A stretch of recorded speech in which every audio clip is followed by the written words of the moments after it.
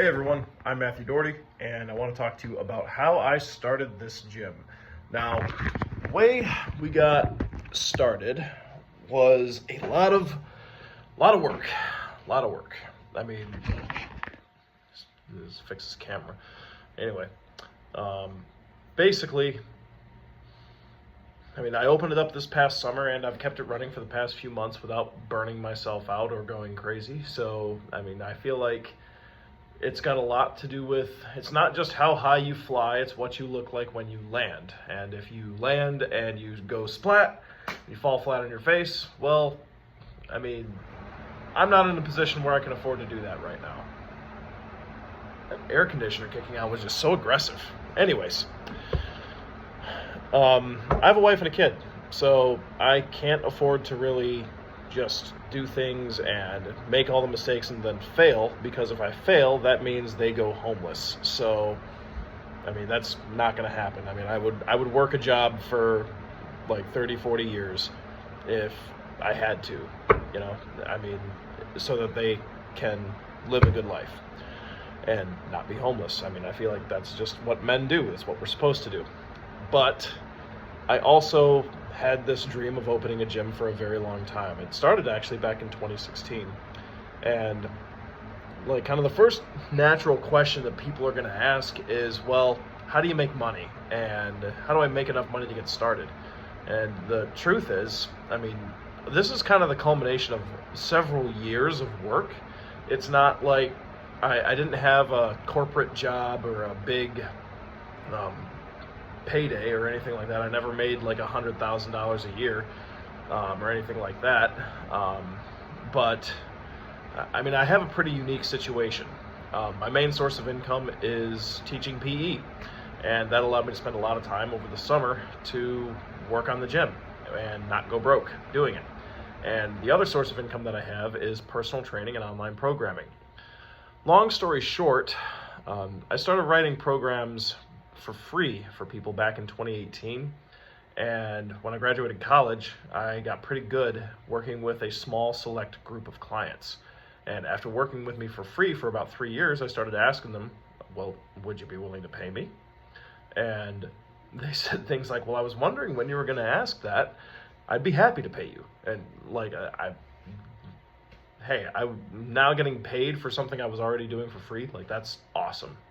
So that led me to getting my CSCS, and I worked in some commercial gyms, and I bought pieces of equipment along the way, finding some really good deals that, honestly, it's kind of hard to find, but if you know where to look and you know who to talk to, you can find equipment. It's not hard.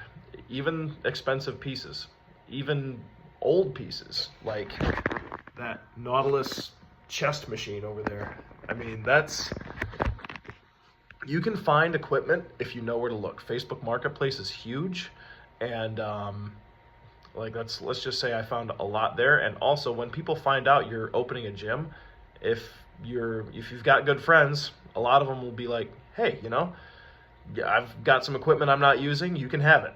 Or if you go to recycling centers and that sort of thing, a lot of people just throw gym equipment away because it's scrap and it's perfectly good.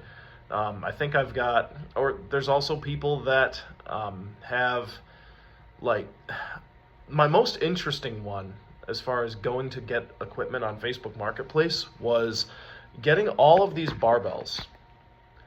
Now, except for the outside of the axle and the Swiss bar up here, I actually paid $40 a bar for all of them. So I actually got I think 11 bars for $400. The guy was giving me a huge deal on it, and I know the math doesn't quite check out there, but sue me. All right, but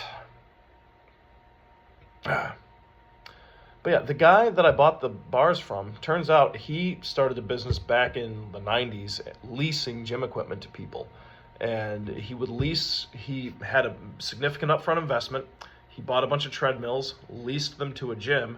The gym pays the lease pays off the treadmills, and then after the treadmills are paid off, and he just keeps pocketing the money from the lease, and when the gym wants new treadmills, They send him the treadmills back. He buys them new ones. They keep paying on their lease. That was a crazy business model that I'm very interested in, but I feel like unless you know a bunch of schools, like you're not going to make a ton of money doing that. You'll make a lot of money in the short term, like if you have like one or two, but you need to have like a bunch of schools and like businesses and stuff like that, and you need to at least make a sale a month doing that, which is it doable? Yes, but I don't have the upfront capital for that, at least not yet. So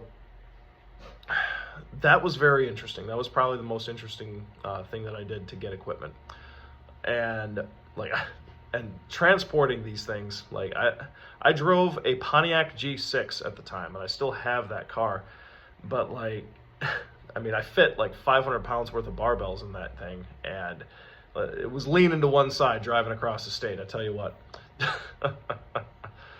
So I kind of went off on a tangent there, but long story short, writing programs for free, then people will pay you eventually, if you're good and they're happy with the results, and they stick with you too. Like, I mean, I've got a client my longest tenured client is from 2018. He's a very good friend of mine. We actually went to elementary school together. Didn't really talk very much in elementary and middle school, but we became really good friends in high school. And like, he went into the military, I went into college. I studied exercise science and physical education. I've been working on programming for a long time, and I was just like, hey, can I write you programming? And he's like, yeah. And like, the gains this kid has been seeing is unbelievable. I can't really call him a kid. We're both like 30. So anyways, but when it came to working, I wasn't always a PE teacher, but I started the gym after getting the PE job, and I've been at this job for a couple of years now. Now, I ended up training. I was buying equipment the whole time, so I ended up training in commercial gyms, a couple of CrossFit places, and just really getting the lay of the land of the market and what people charge and what people do. And I think, I just kind of found my niche with strength sports and strongman and stuff like that, because there's a lot of people out there that have strongman equipment, but it's all Titan. And don't get me wrong, I have Titan stuff too, but it's all like Titan equipment, or it's not actual strongman equipment, or the real good stuff is actually custom made, and there are some people that have some pretty nice custom pieces around here. But strongman, it's seen a huge surge in popularity in recent years, and that's what I do competitions and everything like that, so it just made sense that I would have more of a strength focused gym. And there's actually a lot of competition in my area. There's like 5 or 6 gyms within 5 or 6 miles of each other. So it's a small town, but I feel like there's more than enough of people to go around. There's like 15,000 people in this town. So, it's not like there's any shortage of members. You've got like a couple CrossFit places, a YMCA, an old powerhouse gym, and even the hospital that's in town has a big, like, multi-million-dollar gym.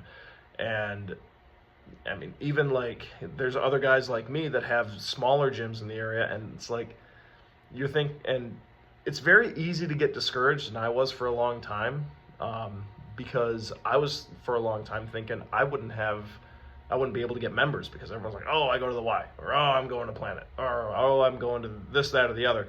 And it's like, there's a lot of people that don't go to the gym still. So those are the people you want to get. And people that are more likely to go to the gym, with strongman, it's different. It's kind of the rule of cool. Like, oh, I don't necessarily want to go lift a barbell, but a keg or a sandbag or a log or something like that, I'm all for it. Like, so a lot of people, and people think Atlas stones are cool. So have them in your gym. Like, they don't even gotta lift them. They just like looking at them. It's kind of funny. But I just tried to make myself different in little ways, getting stuff like the that Nautilus machine that I showed you earlier.